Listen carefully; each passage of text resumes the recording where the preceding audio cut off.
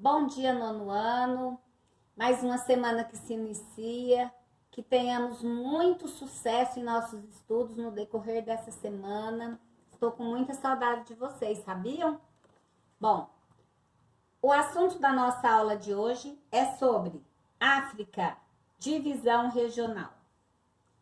Como nós já estudamos lá no 8º ano, regionalizar significa agrupar em uma mesma região áreas que apresentem características comuns.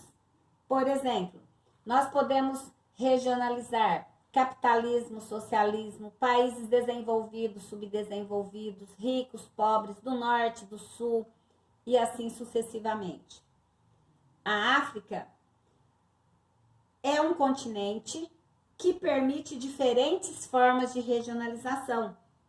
A sua grande diversidade étnica, física, econômica e política possibilita adotar diferentes critérios de regionalização. O Magrebe, por exemplo. O que significa Magrebe, né? O Magrebe é uma área da África setentrional, a África branca, que corresponde à região ocidental do norte do continente africano. A palavra Magrebe é de origem árabe e significa onde o sol se põe. Países que fazem parte do Magrebe: Marrocos, Tunísia, Argélia, Mauritânia, Saara Ocidental, que é o território aí controlado pelo Marrocos, como vocês podem observar aí no mapa.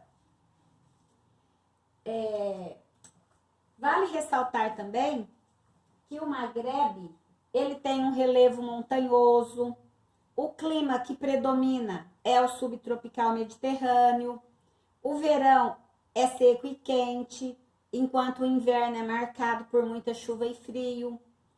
Grande parte da população do Magrebe se concentra na faixa litorânea, área onde estão localizadas as maiores cidades: Argel, que é a capital da Argélia, Rabat, capital do Marrocos, e Tunis, capital da Tunísia.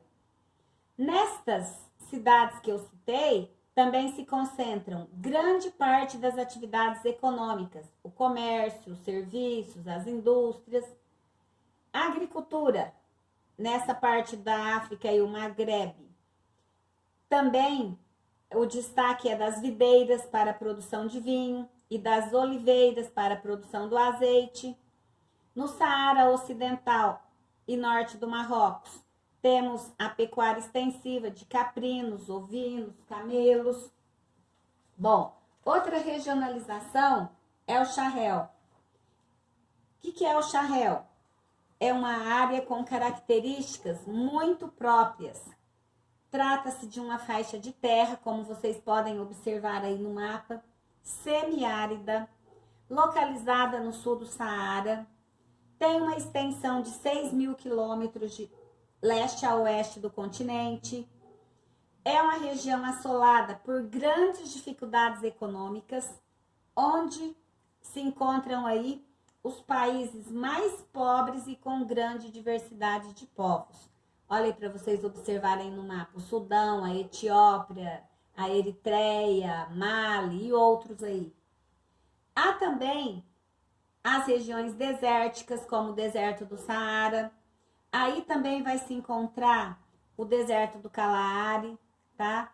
Vale ressaltar que essa parte aí é uma parte da África onde há uma quantidade exorbitante de riquezas minerais, tais como ferro, manganês, gás, petróleo, urânio, cobre, diamantes e outros, tá?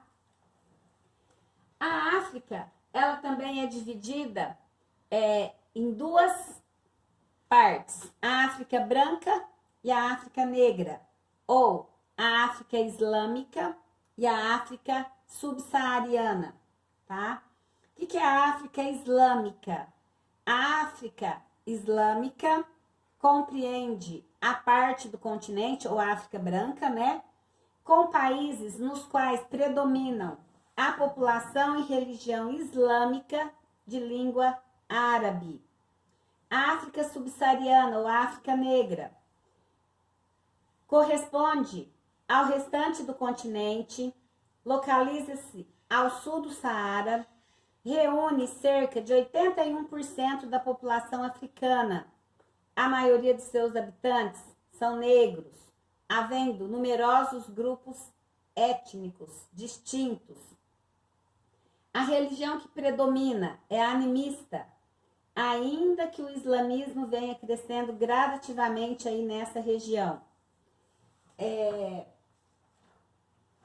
A economia da população africana. A África é o continente mais pobre do mundo. Cerca de 1/3 dos habitantes da África vivem com menos de $1 ao dia. A maioria da população vive abaixo do nível da pobreza definido pelo Banco Mundial. O avanço de epidemias, o agravamento da miséria e os conflitos armados levam esta região a um verdadeiro caos. Além disso, quase 2/3 dos portadores do HIV do planeta vivem nesse continente. O atraso econômico e a ausência de uma sociedade de consumo em larga escala colocam o mercado africano em segundo plano no mundo globalizado. O PIB, o que é o PIB, pessoal? O Produto Interno Bruto da África é apenas 1% do PIB mundial.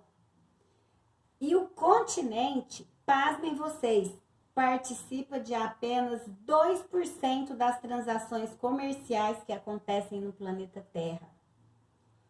Em sua maioria, os africanos são agricultores e pastores.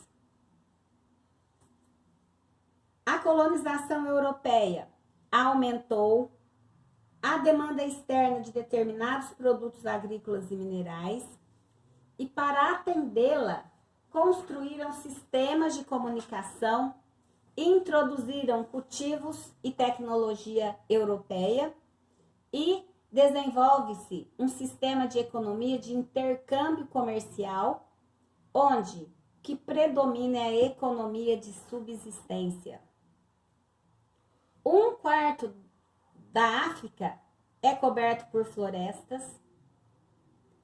Grande parte da madeira só tem valor como combustível.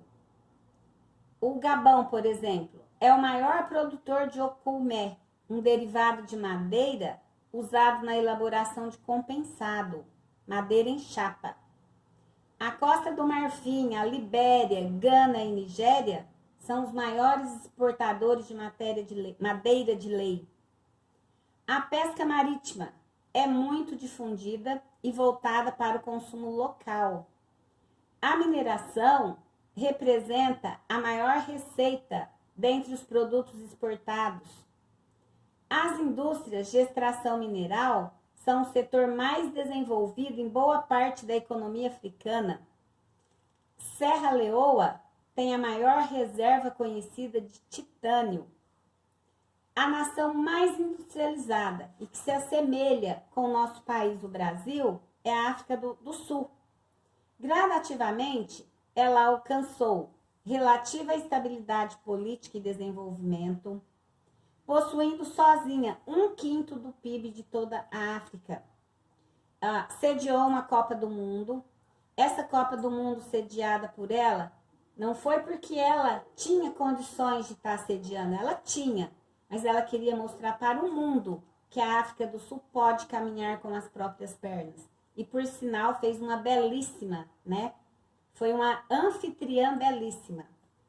Porém, já foram implantados aí na África do Sul centros industriais no Zimbábue, no Egito, na Argélia. O principal bloco econômico é o SADC, formado por 14 países, que firma como o polo mais promissor do continente. A África do Sul, ela apresenta os piores indicadores do planeta. A África do Sul não, o continente africano. Nações como a Grã-Bretanha, a França, a Alemanha, a Itália, a Espanha, Portugal e Bélgica adentrou o continente africano, impôs os seus interesses sociais, políticos e econômicos dentro do continente africano. Isso desestabilizou a produção econômica, as etnias, por conta de que ficaram subjugadas a interesses europeus. Por conta disso, a divisão política do continente africano foi uma divisão política imposta arbitrariamente pelos europeus, transformando a África no quintal da Europa.